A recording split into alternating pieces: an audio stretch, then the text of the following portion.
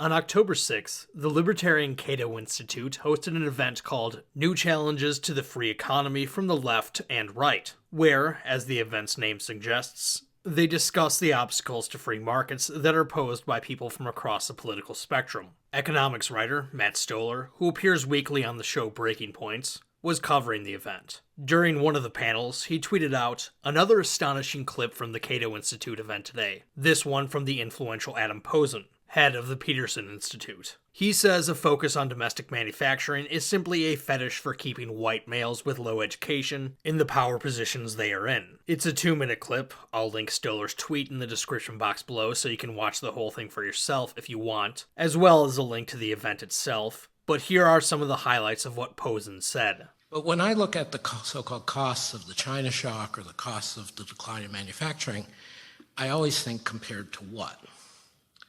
For decades, there was enormous displacement of African Americans in this economy. Every time there was a recession, African American unemployment rates shot up much faster and higher than white unemployment rates. Single women were methodically excluded from the workforce, and especially if they became parents, or ghettoed in particular sets of jobs throughout the economy well through the 70s into the 80s. Displacements on large scales would happen when technology or trade broke through, like all the secretaries who got replaced by personal computers and other forms of office automation.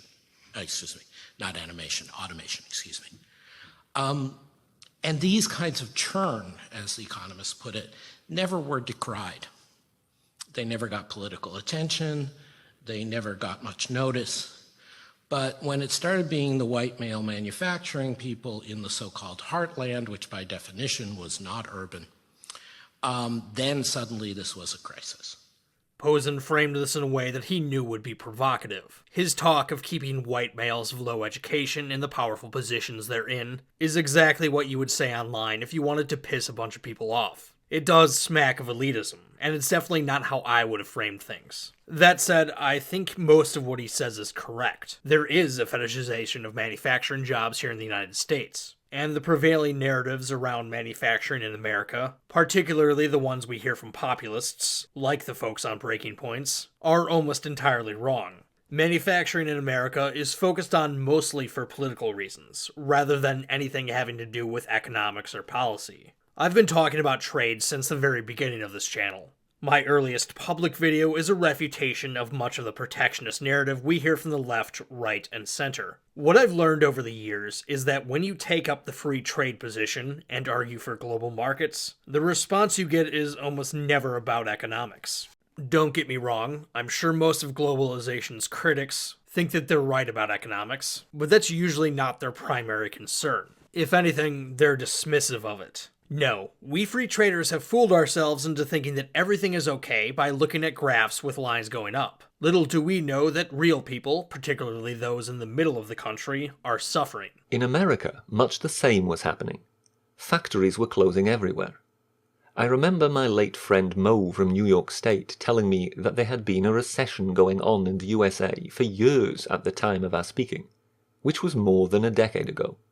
He told me of rusting, abandoned factories and steelworks closing, with no replacement industries anywhere. Yet the US economy was not reflecting this at all. The profits were still being made. Everything was still growing, on paper, on the balance sheets of Apple and Starbucks. The politicians merely looked at such statistics and patted themselves on the back. Everything was doing well. But blue-collar workers themselves were experiencing none of this. To them, this was a real, long-term recession. Not only were they hurting, but nobody cared.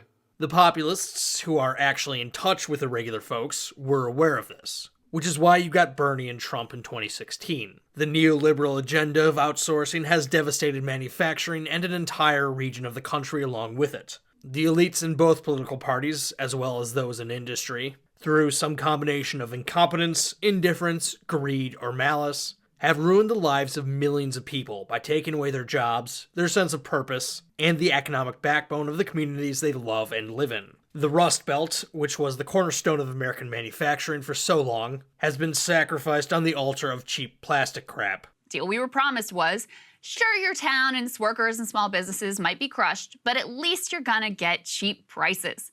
Now, we don't even have the cheap prices. Rather than fulfill us, these cheap goods have degraded us. And the real costs of these trivialities are the good jobs and the stability that comes with them. Or so the populists say. After what these evil neoliberals have done to the economy, you're naturally going to get people attracted to demagogues promising to make America great again. As a lot of people have pointed out, the interesting thing about making America great again is that no one seems to be able to agree on when America was great. Back in 2016, the New York Times partnered with the polling firm Morning Consult to track this question. When was America at its greatest? Here's what they found. Republicans, overall, recall the late 1950s and the mid-1980s most fondly. Sample explanations: Reagan, economy was booming, no wars, life was simpler, strong family values. The distribution of Trump supporters' greatest years is somewhat similar to the Republican trend, but more widely dispersed over the last 70 years. Supporters of Ted Cruz picked the years that were similar to the party's trend overall. The sample of John Kasich's supporters in the survey was too small to detect any patterns. As a group, Democrats seemed to think that America's greatest days were more recent. They were more likely to pick a year in the 1990s, or since 2000.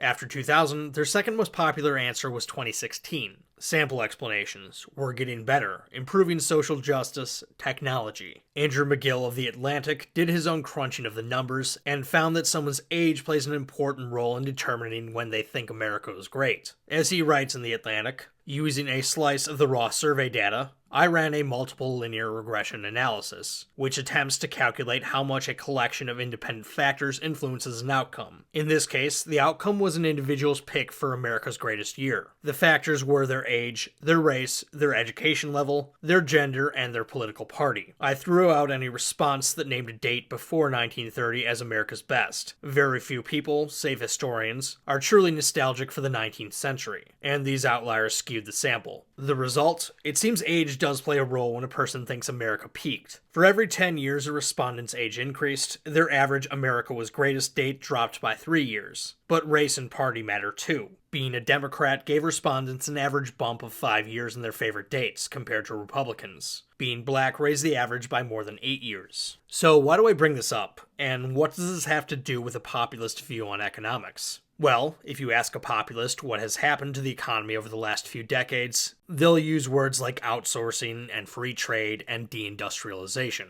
Neoliberalism, like we went into the period of neoliberalism under Bill Clinton, right? And so when you think of free trade, when you think of NAFTA, when you think about us normalizing relations, our economic relationship with China, that's part of the neoliberal project, right? Outsourcing jobs to exploit cheap labor, deregulation, those kinds of things. Austerity. And certainly, we have seen increased competition from abroad over the last several decades, which has caused outsourcing and closures due to cheaper imports. The thing is, this has hardly led to deindustrialization. American manufacturing has transformed over the last several decades for several reasons, but it's far from destroyed. In fact, quite the opposite is true. Now, I know I said this fundamentally isn't about economics, and therefore I don't want to get too bogged down in the numbers, but I think it's unavoidable here. The narrative of deindustrialization is simply not supported by the data. In terms of manufacturing output, the United States is second in the world behind only China, a country with 1.1 billion more people. In terms of percentage of global manufacturing output, China is responsible for 20%, while the United States is responsible for 18%. As a percentage of national output, manufacturing is only 12% of the American economy compared to China, where it is 27% of its output. However, taken in the context of the other numbers, this figure says less about the weakness of American manufacturing than it does about the strength of our other industries. So it's just not true that we're not making things anymore. So why do populists talk like this? Other than maybe they don't know these things, which I assume they don't. Well, here's a statistic that's far more important narratively. 10.5% of the American workforce is employed in manufacturing. That's 16,381,000 people. By the way, all of these numbers are from a 2018 Brookings Institute report on global manufacturing. It's linked in the description box below if you want to read it for yourself. Obviously, these numbers changed during COVID, and are still in flux in reaction to the pandemic. So I decided that the best way to get reliable data on the state of things was to use statistics that are as close to 2020 as possible. Even with all the disruptions from COVID, the general trends are still more or less accurate today. The employment statistic is the one that has a far bigger impact on the public's perception. First off, as fewer people work within a given industry, the more divorced from reality the perception of that industry becomes. Consider our friends the Tradcons, who imagine that the ideal life consists of living off the land and dwelling in some rustic cabin with a large-breasted trad wife cooking a meal in the kitchen. Unfortunately, life was hardly like this on small family farms. This illusion is only possible because the number of people in America who actually work on farms is such a small percentage of the labor force, 1.4% or 2.6 million people, according to the USDA. Farm work that isn't mechanized is backbreaking labor where the worker is constantly exposed to the elements. Working in agriculture really is the pits, so much so that in developing nations, when new sweatshops are opened, people line up to take the job so that they don't have to work on farms anymore. So too with the mythologizing of manufacturing. As the percentage of the population that works in manufacturing continues to get smaller, the more romanticized manufacturing jobs become in our collective imagination. A lot of populists seem to believe that manufacturing jobs are somehow different than other jobs, that they're uniquely instrumental to the good life. Guys, you have to remember, we learned after the Great Depression, after World War II, we had what was called the golden age of economic growth in the U.S.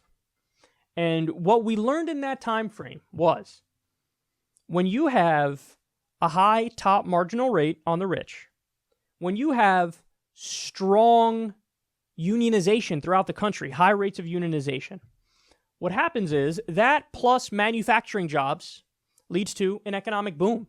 The truth is, historically and globally speaking, factory jobs are much more likely to look like they do in China or Vietnam than they do in the United States, in that they're fairly dangerous compared to other lines of work, and they're extremely repetitive. There's absolutely nothing wrong with working in a factory, no more than there's anything wrong with working on a farm. All honest work deserves respect. It's just that these jobs aren't sacrosanct. And here's where I want to return to Posen's comments. He mentions uneducated white men in privileged positions, which is definitely not what I would have said. But I do think that demographics plays an important role as to why we focus on the changes in manufacturing and perceive them as this great tragedy, all the while ignoring or downplaying other changes in the economy. As I mentioned earlier, one of the periods of time people most pine for is the post-war period of the 1950s and early 1960s. And sure enough, this period of time coincides with high rates of American manufacturing employment and relative output. In terms of the percentage of workforce, manufacturing jobs peaked in 1953, with nearly a third of Americans working in factories. This was a period of time when the United States was responsible for almost half of the world's manufacturing output and almost half of the world's total economy. This is largely due to the fact that the rest of the industrialized world was burnt to cinders thanks to the Second World War, but people always seem to skip over that part. Anyways, was life really that great then? Well, the folks who lived back then certainly didn't have higher material standards of living than we do now, that's for sure. Think about it this way. About a third of homes in the United States in the 1950s didn't even have indoor plumbing.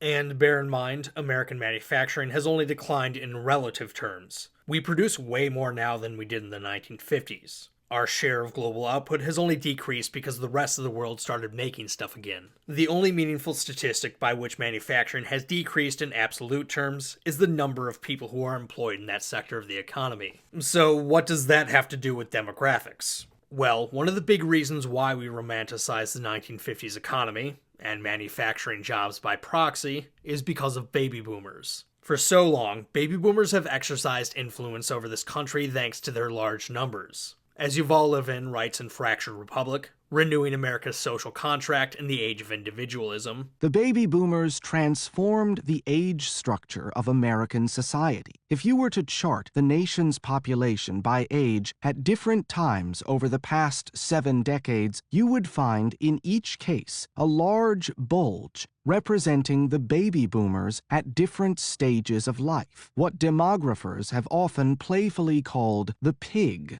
in the python. The demographic dominance of the baby boomers has always translated into economic and cultural dominance too, because they were born into a post-war economic expansion. They have been an exceptionally middle-class generation, targeted as consumers from birth. producers and advertisers have flattered this generation for decades in an effort to shape their tastes and win their dollars. And the boomers' economic power has only increased with time as they have grown older and wealthier. Today, baby boomers possess about half the consumer purchasing power of the American economy and roughly 3/4 of all personal financial assets, although they are only about 1/4 of the population. All of this has also made the baby boomers an unusually self-aware generation, bombarded from childhood with cultural messages about the promise and potential of their own cohort. They have conceived of themselves as a coherent group to a greater degree than any generation of Americans before them. Since the middle of the 20th century, they have not only shaped the course of American life through their preferences and choices, but also defined the nation's self-understanding. Indeed, the baby boomers now utterly dominate our understanding of America's post-war history, and in a very peculiar way. Baby boomers is the generation born between 1946 and 1964. This massive generation, nearly 79 million people at its peak, experienced its childhood during the post-war years. And as McGill demonstrated, people tend to idealize their childhood and associate national greatness with that period. This was an especially unique time in American history, but because of demographics, a lot of the country thinks that this is how things ought to be. Nostalgia, more than anything, drives the populist narrative of deindustrialization. There are people and communities that have been negatively affected by foreign competition, but as Posen says, this is just one of many economic changes that has happened over the last several decades. I would argue that it's far from the most important one. We simply focus on it in part because of fallacious assumptions about how things ought to be. Much of the country is convinced that things aren't as they should be because they look at a narrow slice of history and think that that's the norm. Even though we've been a service-based economy since the mid-1950s, populists seem to think that the plurality of the American workforce should be in manufacturing. And if it isn't, then something went wrong and someone is to blame. To go back to Levin, he asked of the post-war period, what specifically enabled such flourishing, and what has changed? And I would add to this, why has it changed? What was exceptional or valuable about those forms, and what was not? To what extent are those factors that shaped mid-century life specific to that era, and to what extent might they be generalized and applied to our current age? I hope to examine some of these questions in the context of American manufacturing in the coming months, so stay tuned. Take care for now.